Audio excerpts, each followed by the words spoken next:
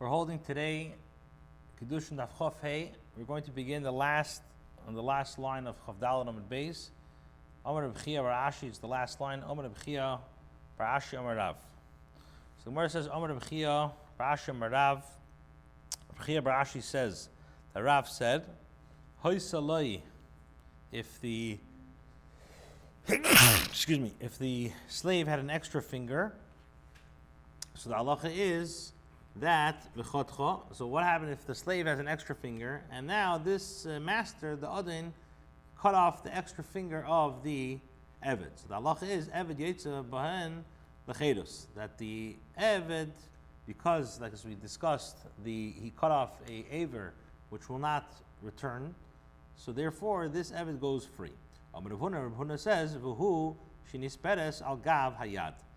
The halacha applies only when the finger can be counted along the back of the hand. In other words, if the extra finger is on the same line as the other finger, then the halacha is that he goes free. But if, let's say, it protrudes on another spot, then it's not classified as a finger, rather it's classified as just a growth, and it's not considered to be a removal of the actual aver.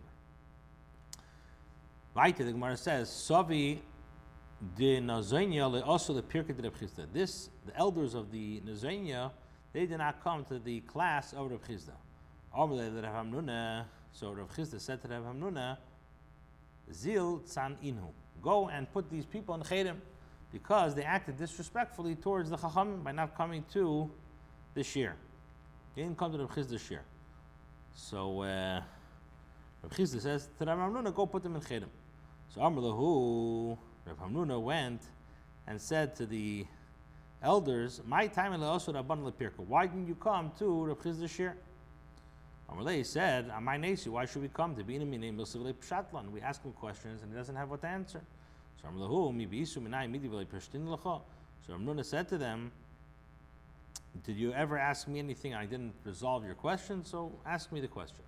So where it says Boying Mine, they asked the Shaila Eved Shaser Subay. If the regards to a slave whose master, whose master, bring a tissue? Thank you. If his, thank you very much. Everybody say hi to Manny. Your Shaiki, Binyamin, Yos, Binyamin also. Okay, so if you have a slave whose master now castrated his beitzim, so now what's the halach? Kimum should be goli dummy. Do we say it's considered as an exposed blemish, and therefore it's sufficient enough to free him, or not? So he didn't know the answer. Amr loy, so he said to them, Mashimach, what's your name? Amr lahu Hamnuna. So he said to them, my name is Hamnuna. So Lav Hamnuna, your name is not Hamnuna, which means like a hot fish, rather El Karnuna, which means like a cold fish, like a fish that's no longer tasty. Now after this, what happened was also the Reb Chisda, Reb Hamnuna came before Reb Chisda and told him what happened. So Amrlei, so he said to him, Asnisnu Bo Minach. He says they asked you a shaila that can be resolved from a brisa, and it was cited in connection to a Mishnah, and you didn't know how to answer them. Why? Because the Tanakh we learned in the Mishnah, the Mishnah says there are 24 limbs of a person, and which cannot become tamei due to the unaffected skin. In other words, the Torah says by tzaras that if a tzaras spot contains some healthy flesh, the person is immediately tamei. The halacha of, let's say, unaffected skin does not apply to the ivarim, because the kohen must be able to see the entirety of the tzaras. Now, due to the shape of the 24 ivarim, it's impossible to see the entirety of the area from a single vantage point. So basically, the halacha of unaffected skin does not apply to them. Now, ve'eluhem, what are they? These are the fingers and the toes. Rasha is naim and the ears. And the nose, and the gvia and the rashidadim shabisha. Rabbi says af shabish. Also, even the dadim of man, B'tani Allah, and we learned on that, it says, it was taught in regards to this brisa, a slave is free for injuries to all of them. In other words, the body parts listed with regards to the tzaras are the same ones that when injured lead to the freedom. Rabbi says, Af hasidus. Rabbi Nasi says, also the sidus, the castration by a slave by his master, also entails him to go free. Benazi says, Af haloshin, also the tongue is considered an exposed part of the body. And if the master now, let's say, severs the slave's tongue, so the slave will go free. Okay. Amar, we looked in a brisa. Rabbi says, Af hasidus. Rabbi, which is Rabbi Nasi, says also seer is also castration. So the Gemara asks, seer is the mai, castration of what? Ilema seer is the gid. If you're going to say it's referring to the castration of the actual gid, in other words, the master severed the slave's gid, hainu gvia. So this is the same as gvia. So what is Rabbi Nasi adding? Elalav, rather you must say seerus the beitzim. Rather it's referring to the seerus of the beitzim. So if so, the brisa resolves the shaila raised by the elders of this town, and therefore he goes free. Okay, Rabbi says afa seerus, also seerus castration, but he does not include the lashon. Benazi includes the lashon, includes the tongue. Rabbi lashon loy, and according to Rabbi, is the tongue not considered exposed? And I'm going to ask you a shaila. Harimisha hoya mazav nitza hazal piv. Where a person was sprinkling the purification water of the paradum on another person in order to purify him from, let's say, tumat tzaras, and sprinkled the water and it landed on his mouth. Rabbi says this is considered a good sprinkling. And he is tar. Chacham say lo hiza, it's not considered sprinkled. It's not a kosher sprinkle because water of the hazah, of the mechatas, has to be sprinkled on exposed limbs, and the tongue is not an exposed limb. So my lav alashena, what comes out l'cheira that it's the tongue, which will l'cheira be mashma that Rabbi Nasi maintains that the tongue is a exposed. What is it says clearly Rabbi Eimer Hiza, it is considered, which l'cheira is mashma that the tongue, al pivim, the tongue is an exposed part of the body.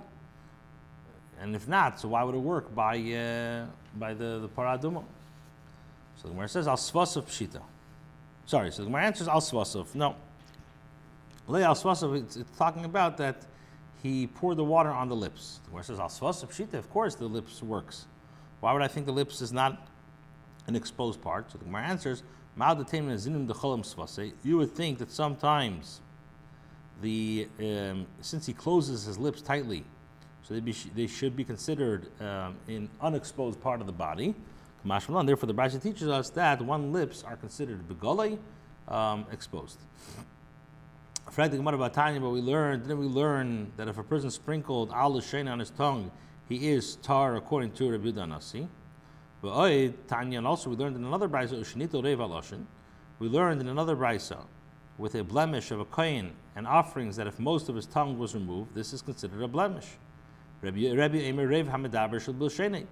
Rabbi says this is referring to a case where part removed was most part of the tongue that he uses for speaking, which is the tip of the tongue, not most of its length. Now, what do we see from here? That Rabbi Yehuda Nasi maintains that if the tongue is removed, this is considered a blemish. Ella, rather, Rabbi Eimer Sidus. Rabbi is referring to Sidus, v'loimi boi lashon, and needless to say, the tongue is removed, is considered, he goes free. It's considered exposed. Benazi says lashon. Benazi says that the loss of the tongue goes free, but our Sidus loy. But Sidus does not. So what is also? What's he saying also? So the Gemara says akamaisa. It's going on the first statement. So the Gemara says yihachi nikadl the benazi bereisha. So if it's going on the first statement, he should place the shita benazi first, and then speak about Rabbi Nasi's shita. So the Gemara answers Tani Shama l'Rebbe v'Kava.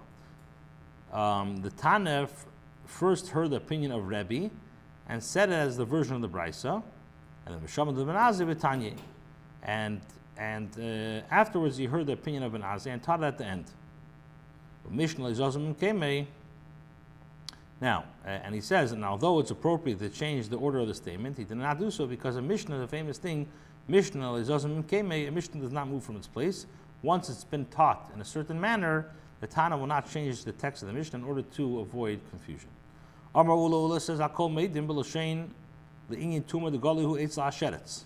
Everybody agrees that when it comes to Tuma, it's considered exposed with respect to a sheretz, a dead creeping animal. In other words, if a individual comes into contact with tamei, with his tongue, so the halacha is it's considered tamei. My time, what's the reason? The Torah says a person who touches it. And the tongue is also considered a bar negiah, also touches. And since it's possible for a person to touch objects with his tongue, he will be tamei if he touches the sheretz with his tongue. Now, the in tefillah, with regards to the tongue, in regards to being table, going to the mikveh, kitam and dami, this is considered concealed, and therefore a person, when he goes to the mikveh, doesn't have to actually open up his mouth so that the water touches his tongue. The tefillah is kosher. The water just has to come in contact with outside of his body. And Ula teaches that this does not include wit. This is not, you don't have to make sure that the tongue also gets the water. My timer, the Torah says he shall immerse in water. Just as the flesh is outside, so to everything that requires tefillah is outside, and this does not include what is ordinarily on the outside. Now, they only argue whether the tongue is considered exposed in the manner of sprinkling. Rebbe compares sprinkling to tumah, where the tongue is considered exposed, but and the Chachamim compare it to tefillah, and the tongue over there is considered concealed. And they're both arguing in regards to the pasuk. The pasuk says, and the pure person shall sprinkle upon the impure person. When? On the third day, on the seventh day. So Rabbi says, Rabbi says that you have to read it, and the person shall sprinkle the tamei person on the third and on the seventh day, and he shall purify, which is mashma, that sprinkling is compared to tumah, which means that it's effective if the water lands on the part of the body that can become tamei. The Chachamim hold and they hold that when the pasuk says he shall purify him on the seventh day and he shall wash his clothes and table, so according to this reading, sprinkling is compared to tefillah, which means that the water must be sprinkled on part of the body that requires tefillah. So the Gemara asks, according to the Chachamim, why don't they compare it to sprinkling tumah? So the Gemara answers, one should learn purification from purification. Just as the mikveh is a method of purification, so too sprinkling is a method of tahara. And therefore it's appropriate to compare the two cases. And with regards to Rebbe, let him compare to tefillah. So the Gemara answers, since the pasuk says he shall wash his clothing, now the matter is stopped. In other words, this expression is mashma that a new case begins from here, and therefore sprinkling should not be compared to tefillah, but to impurity, which is mentioned prior to it. Does Rebbe maintain that with regards to the matter of tefillah, it's considered concealed? There was a story with the maidservant of the household of Rebbe who went to mikveh, also nimtza etzem ben shinel, and she ascended from the mikveh, and a bone was found between her teeth. And Rebbe required her to perform another tefillah. It's mashma that according to the Yehuda Nasi, one may not have any foreign objects even inside one's mouth during tefillah. If so, the tongue should require tefillah as well. So the answer is nehid be as ma'im lebein, and granted that you don't need to bring water. Water doesn't actually have to go into the mouth. We do require the mouth to be a place which is fit to water. And the Gemara brings this famous thing which we learned many times over Shas. It says about the korban mincha that it has to be something which is suitable for mingling. Now, so kol hariyah lebila and bila makeves. If it's suitable to have oil, so mingling, then it doesn't. In other words, even though the mitzvah to mingle the flour, if they were not mingled, the mincha is still valid. However, but if it's not suitable for mingling, then bila makeves, then the mingling is ma'akiv. So same thing over here. It has to be a place which is that water could come. Okay, let's turn over the daf. The Amud, sorry. It says Kid de Tanya. This is a machlekes Tanaim. In other words, this is going back to what we said about in regards to the castration of the beitzim. So he says it's a machlekes Tanaim. Umoich v'chasuch v'nasuch v'choros. The Torah says those whose stones are bruised or crushed or torn or cut. So kulam beitzim, these are all referring to beitzim. Tivi Rabbi Yehuda Nasi. If anything about beitzim v'lei begid, does this mean to say the beitzim not the gid? Ella kulan af beitzim. Tivi Rabbi Yehuda. It means also beitzim. Rabbi Lazar ben Yaakov emer kulam v'gid. It's all referring to the gid. Beisi emer moich v'kasuch is af beitzim. Nasuch v'necharos is begid in the beitzim loy. Okay. Now we're going to start a new Mishnah, continuing the halachos of kinyan. Zog the Mishnah behema gasa niknas b'mesira. A large domesticated animal is acquired by mesira, which means passing. So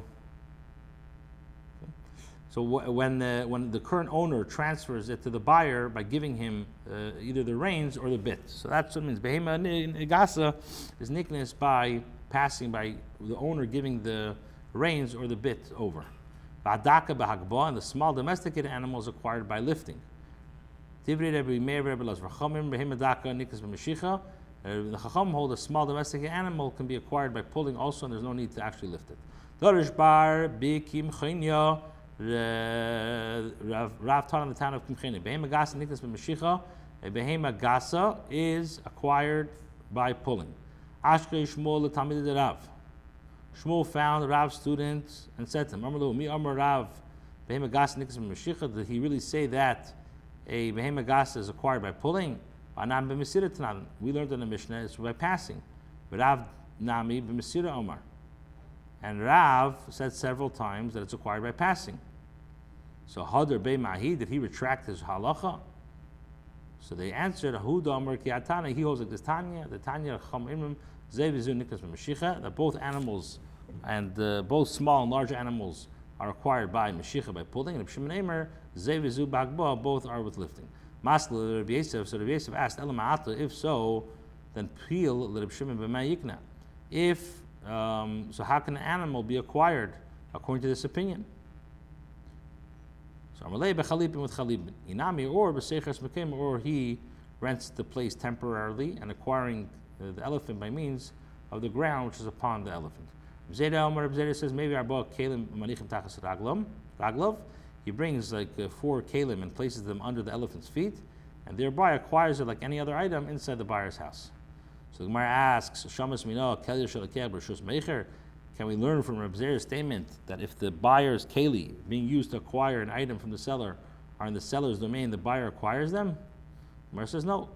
The Gemara says, we're talking about besimta. We're talking about a case where the kalim are not in the seller's domain, but in the alley, which is neither a Rishus Harabim nor Rishus Hayachid. In a place of this kind, the buyer's kalim certainly affect acquisition to him. Inami or the chovav or bechavile zemeris. Or we're talking about the buyer can lift an elephant by using bundles of vines. In other words, he leads the elephant to them, and when the elephant stands on the bundles of vines, this is considered lifting the elephant. Okay, tomorrow we'll start the Mishnah.